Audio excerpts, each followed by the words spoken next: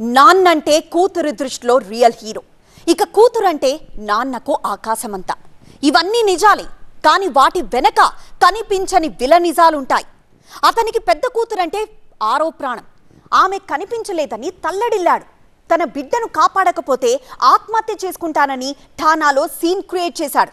చివరకు ఆ చావు తెలివితేటలు బెడిసి కొట్టి కటకటాలు పాలయ్యాడు. మాచర్లలో పరువోన్మాద మరక సంచలనం రేపింది. 16 అనాల తెలుగుతనం చౌడేశ్వరిని చూసి బంగారమంటూ మురిసిపోయేవాళ్లు బంధువులు. తండ్రి చంద్రశ్రేణుకైతే చౌడేశ్వరి అంటే ఆకాశమంత ప్రేమ. ఇద్దరు బిడ్డల్ని కంటికి రెప్పలా పెంచారాయన. చౌడేశ్వరి ఇంటర్ వరకు చదివింది. ఆ తర్వాత నాన్న మాట ప్రకారం ఇంటి పట్టునే ఉండేది. కూతురికి ఘనంగా పెళ్లి చేయాలనుకున్నారు చంద్రశ్రేణు దంపతులు. కానీ కూతురు మనసులో ఏముందో ఆమె ఇష్టాలేంటో తెలుసుకొనుంటే ఈ బంగారు తల్లి బతుకు ఇలా బలిపీఠం ఎక్కేది కాదు. చౌడేశ్వరి అనుమానాస్పద మరణం మాచర్లలో సంచలనం రేపింది. 10 రోజుల క్రితం చౌడేశ్వరి కనిపించడం లేదని తండ్రి శ్రీను మాచర్ల పోలీసుల్ని ఆశ్రయించాడు. నాగరాజు అనే వ్యక్తి తన బిడ్డను కిడ్నాప్ చేశాడని ఫిర్యాదు చేశాడాయన. తన బిడ్డను చంపేశారు కావచ్చని తలడిల్లిపోయాడు. పోలీసులు పట్టించుకోవడం లేదంటూ ఠానా ఎదుట ఆందోళన చేశాడు. తన కూతురు ఆచూకీ చెప్పకపోతే ఆత్మహత్య చేసుకుంటానని బెదిరించాడు. 8 రోజుల నుంచి మేము స్టేషన్ చుట్టూ పండుకొని ఈ రోజు తీసుకొస్తాను, ఈ టైంకి చేసుకొస్తే మాకు తెలియదు సార్. అదేమంటే కూతుర్ని మేము చంపేసినా ఉంటాం సార్. వాళ్ళు మేము చంపేసినా మాకు తెలియదు అంటారు. నా కూతురు నాకు గొప్ప చెప్పండి, నా సీఏ గారిని ఏమంటారు సార్, రిక్రూట్ చేస్తాను, నా కూతురు నాకు గొప్ప చెప్పండి సార్. రోజుకున్నా సార్ చచ్చిపోతా సార్, నా కూతురు నాకు గొప్ప చెప్పకపోతే నేను చచ్చిపోతాను. నా కూతురు వాళ్ళు మీరు న్యాయం చేస్తారు. 8 రోజుల నుంచి మిస్సింగ్ కేసు న్యాయం చేశారు వీళ్ళు. ఏ న్యాయం చేశారు సార్? 8 రోజుల నుంచి ఏం చేస్తారు వీళ్ళు? 8 రోజులు సార్, 8 రోజుల నుంచి నా కూతురు చంపేశారు సార్. లేదు నా కూతురు ఇంటిని రోజులు ఎందుకు తీసుకొచ్చేవాళ్ళు.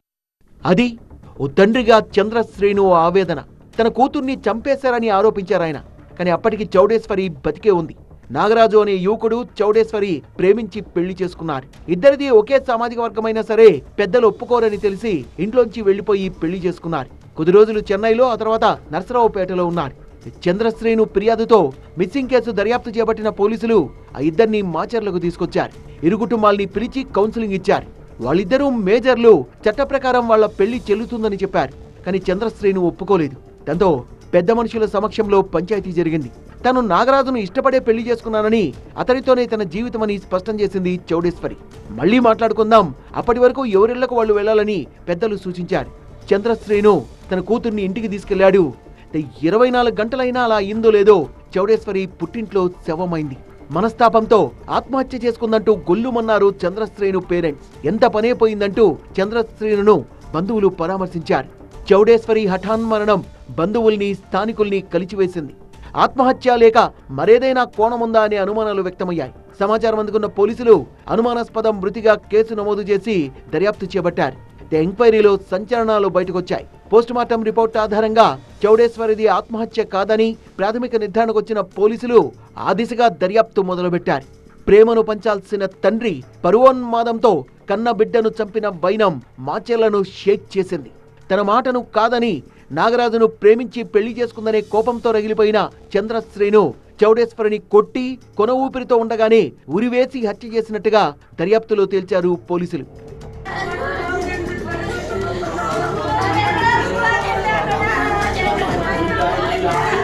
చౌడేశ్వరి కనిపించడం లేదని, తన కూతుర్ని కిడ్నాప్ చేశారని, తన బిడ్డను తనకు అప్పగించకపోతే ఆత్మహత్య చేసుకుంటానని పోలీస్ స్టేషన్ ముందు నానా హంగామా చేశాడు చంద్రశ్రేణు. అదంతా కూతురిపై ప్రేమ కాదా, ఒట్టి డ్రామానా? కనురెప్పే కాటేసినట్టుగా చంద్రశ్రేణే కన్నబిడ్డను చంపాడని తెలిసి మాచర్ల వాసులంతా నివ్వెరపోయారు. బిడ్డను చంపితే పరువు నిలిచిందా, గెలిచిందా? నిండు ప్రాణాన్ని పొట్టన పెట్టుకొని వీడు సాధించిందేంటి? ఇలాంటి పరువోన్మాదుల్ని కఠినంగా శిక్షించాలంటూ డిమాండ్ చేశారు మాచర్ల వాసులు.